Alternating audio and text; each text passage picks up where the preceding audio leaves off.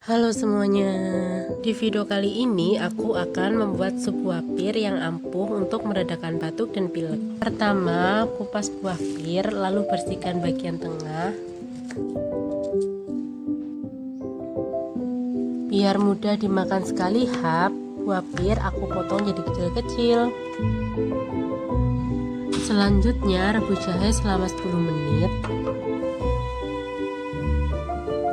Lalu tiriskan potongan jahe dan saring air rebusan jahe.